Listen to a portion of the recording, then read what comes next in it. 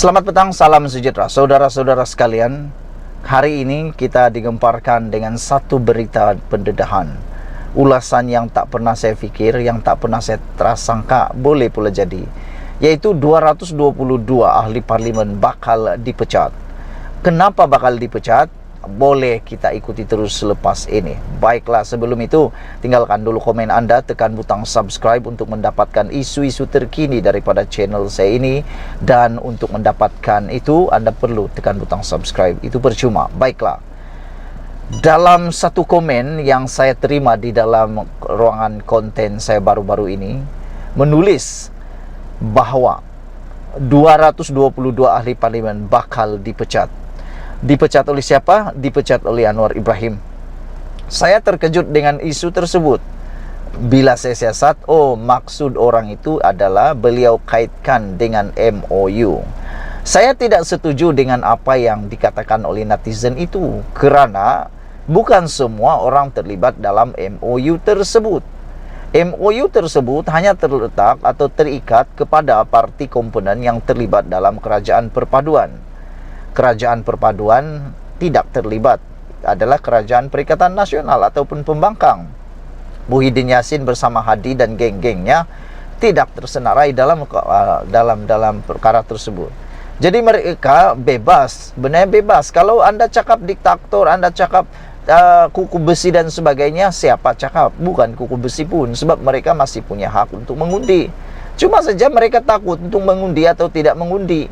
Contohnya Perikatan Nasional. Apa yang terjadi dengan mereka? Seperti Sabudin kata semalam, yang melalak melolong, yang meroyan sangat itu bukan orang yang terlibat menandatangani MOU itu sepatutnya.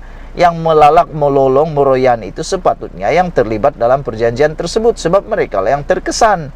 Tapi yang hairannya, yang melalak melolong dan meroyan ini bukan daripada Pakatan Harapan ataupun daripada komponen parti yang terlibat dalam perjanjian tersebut, tapi daripada Perikatan Nasional atau ahli-ahli yang kononnya tiada kerusi, tapi NGO konon melalak di sana sini, tiada kesan pun pada mereka.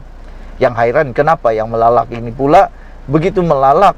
Adakah yang mereka takuti atau adakah sesuatu yang mereka ingini tetapi telah ditutup peluang itu?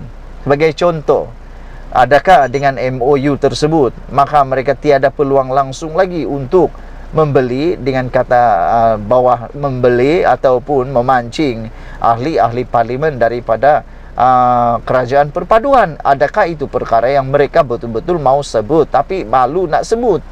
Jadi kalau betul lah 222 itu bakal dipecat, tidaklah betul, sebab hanya sebilangan, paling ramai pun 150 orang dalam Dewan Parlimen yang terlibat dalam undi percaya ataupun dalam perjanjian antara Anwar Ibrahim dan kerajaan perpaduan tersebut. Makna kata ya, bukan semua pun. Dan Anda tidak akan dipecat sekiranya Anda ikut peraturan tersebut. Kalau mau juga, tiada masalah. Siapa kata marah? Tiada pun kamu akan dihukum penjara, tidak. Cuma Anda terpaksa bertanggung jawab atas tindakan Anda, kerana membuatkan negara kita tidak stabil dari segi politik. Itu adil bagi kita sebagai rakyat Malaysia. Pada pendapat saya, tindakan itu sangat adil untuk kita rakyat Malaysia. Kerana apabila mereka bertindak keluar, lompat parti, meninggalkan parti, maknanya itu menyebabkan saya rakyat Malaysia rugi. Apa yang rakyat Malaysia boleh buat? Tiada. Telopong menonton, jadi penonton sahaja. Apa yang berlaku hanya ditonton, dilihat oleh rakyat Malaysia, rakyat biasa. Yang untung mereka, ahli-ahli parlimen, ahli-ahli politik, adun. Yang rugi rakyat Malaysia. Jadi saudara-saudara sekalian, sangat tepatlah perjanjian itu dibuat, supaya tiada lagi berlaku ketidakstabilan sepanjang politik Malaysia masih hidup. Dan kalau mereka tidak setuju untuk mau mengundi ataupun tidak setuju dengan MOU tersebut, apa salahnya kamu betul-betul sejak keluar daripada parti itu, buat pilihan raya kecil baru, kamu tandingi parti yang kamu mau ikut itu. Contohnya Perikatan Nasional, kamu condong ke sana, Anda mau menyokong Perikatan Nasional, apalagi letak jawatan lah daripada kerajaan ataupun daripada Barisan Nasional, KPKR atau sebagainya, Anda bertanding dalam pilihan raya kecil yang akan dibuat itu karena dikosongkan kursi tersebut, maka Anda bolehlah menang atas kehendak Anda. Masalahnya berapa orang yang betul-betul melolong ini nak betul perkara tersebut. Bukan semua, saya rasa kebanyakannya karena yang melolong itu daripada Parti Perikatan Nasional, NGO yang tidak kerusi, yang tidak terlibat dalam perjanjian tersebut. Mereka lah pula yang melolong, yang melalak, yang meroyan. Tak tahulah, saya rasa lah kan mereka ini meroyan sebab memang betul tidak peluang sudah untuk mereka memancing ahli-ahli parlimen untuk mengganggu gugat dan membuatkan parlimen di negara kita ini sekali lagi dalam keadaan kemelut politik yang berpanjangan. Saya secara pribadi saya tidak mau itu berlaku dan saya sudah muak, saudara-saudara sekalian. Ahli parlimen di bawah pimpinan kerajaan perpaduan Malaysia yang tidak menyokong Perdana Menteri dalam apa-apa usul berkaitan usul percaya perbekalan atau usul berbentuk prosedur perlu mengosongkan kerusinya. Perkara itu merupakan antara yang tergaris dalam dokumen perjanjian persefahaman Kerajaan Perpaduan Malaysia yang ditandatangani ketua-ketua parti terlibat di bangunan Perdana Putra di sini hari ini. Menurut dokumen itu, parti-parti dan pihak berkenan hendaklah mengundi untuk menyokong Perdana Menteri dalam usul berkait dengan usul percaya, perbekalan atau dan apa-apa usul berbentuk prosedur yang mempunyai kesan kepada keabsahan kerajaan persekutuan mengikut perlembagaan persekutuan.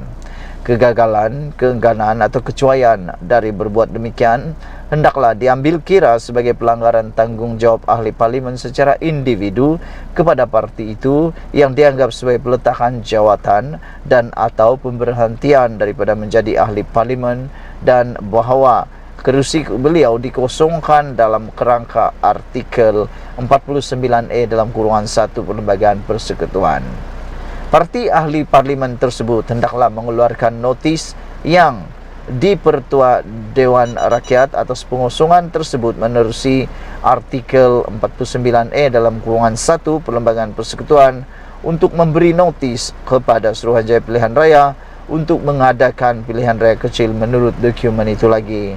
Selain Datuk Seri Anwar Ibrahim selaku Perdana Menteri dan pengerusi Pakatan Harapan PH, perjanjian itu ditandatangani pengerusi Barisan Nasional BN Datuk Seri Ahmad Zahid Hamidi, pengerusi Gabungan Parti Sarawak GPS Tan Sri Abang Johari Openg, pengerusi Gabungan Rakyat Sabah GRS Datuk Seri Haji Jinor, dan Presiden Warisan Datuk Seri Safi Abdal.